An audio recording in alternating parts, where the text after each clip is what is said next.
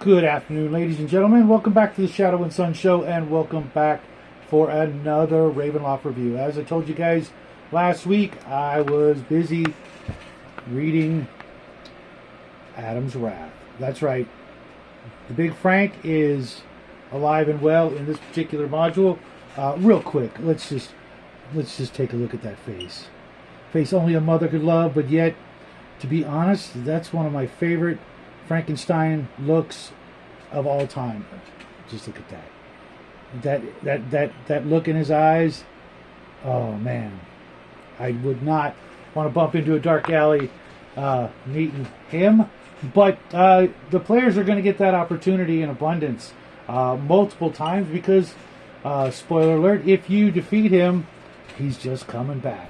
Not bigger or badder or stronger, but right there, the same as he started out. He's got like 50 hit points, and he regenerates like 1 or 2 per round.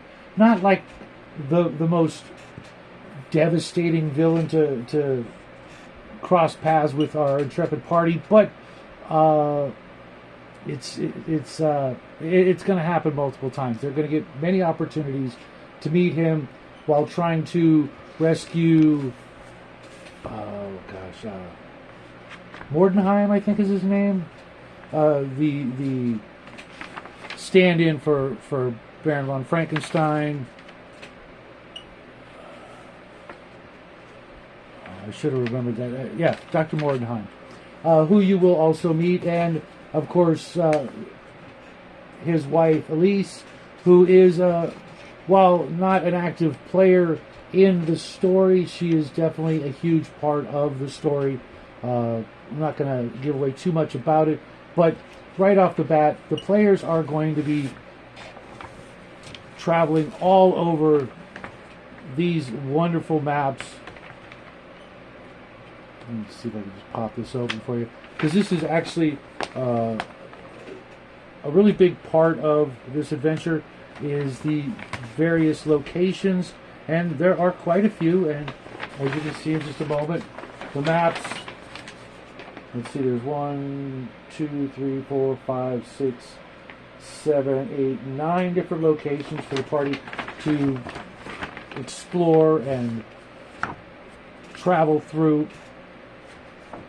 My copy of this is kind of weather damaged, so it's kind of wrinkly and hard to flip through the pages. Now, so far, out of all of the adventures I've read, which include the 9 from the Crypts and the various adventures in the Van Richten's guides, this one so far, of course, Ship of Horrors, which was a bit of a letdown. This one so far is my favorite, and knowing the ones that I have to go through, I have a feeling this is still going to stand probably the strongest, but there are a few more I want to pick up before the end of November, because I'll be doing reviews of these up until November 30th. This one has a ton of twists and turns. There's even a demon, a Merilith, I think, type 5 or 6 demon. Obviously they call him Tanari or something junk like that, which that's for another episode. Something else I'll talk about. I was not a big fan of some of the things they did with 2nd edition, and watering down that was a big one. I really cannot recommend this one enough if you are a fan of the Universal Monster movies or any of the various Frankenstein movies out there. This story is top notch. The one thing that I was not expecting was for Dr. Mordenheim to literally turn the players into flesh golems. Oh my gosh. Obviously, Frankenstein in a Dungeons & Dragons campaign, and clearly in the 1st edition monster manual, was a flesh golem, basically a golem pieced together by stitching together parts of other deceased humans and potentially demi-humans, I guess. I don't know how that would work. But the players have their brains, yes, their brains, transplanted into flesh golems for an early part of the adventure, but yes, they get their bodies back, but with werebear hearts to further complicate matters, wow, that's just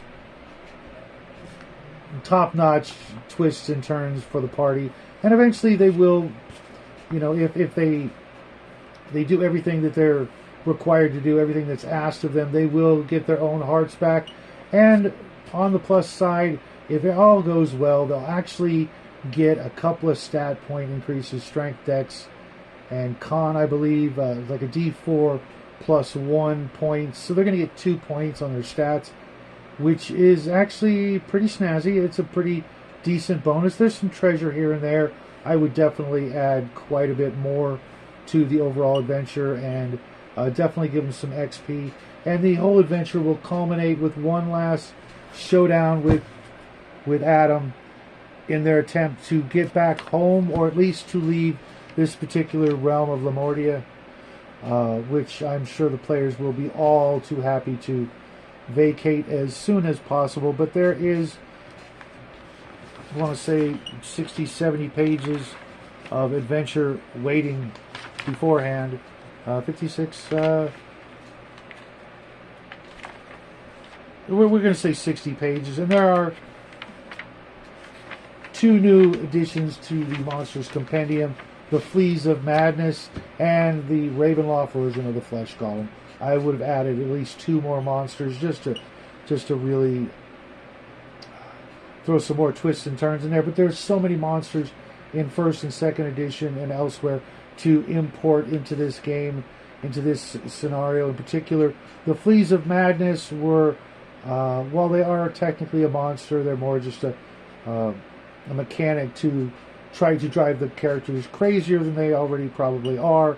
The Flesh Golem, I really didn't see much of a difference other than they're attempting to constantly strangle their opponents should they make 2 successful hits on the same opponent.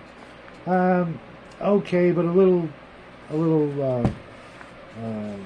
too little, too late kind of a bonus to make the Flesh Golems that much different from what's already in the monster manuals. But all in all, this is a great adventure. They say 8 characters from 5th to 7th level. I don't see 8 characters being required. The level 5 to 7, that's not bad.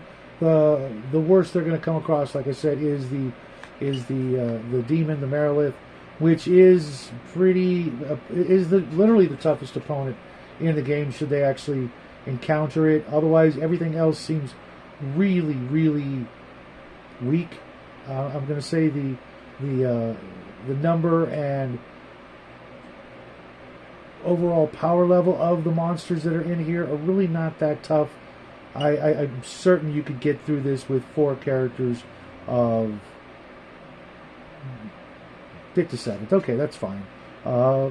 Lower, they're really not going to make it to be able to defeat Adam. Dr. Mordenheim, easy. He's only got like 10 hit points or something like that. He's really not all that tough an adversary, and more than likely they'll never actually have to cross blades with him or anything like that. But the other things in here definitely could use some beefing up, but that's kind of the way it always is with these adventures.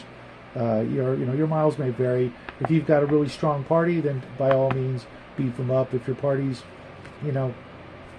mediocre, then as is will be just fine. But I really enjoyed the overall story they're trying to impart here. The adventure is definitely going to leave a lasting impression with your players.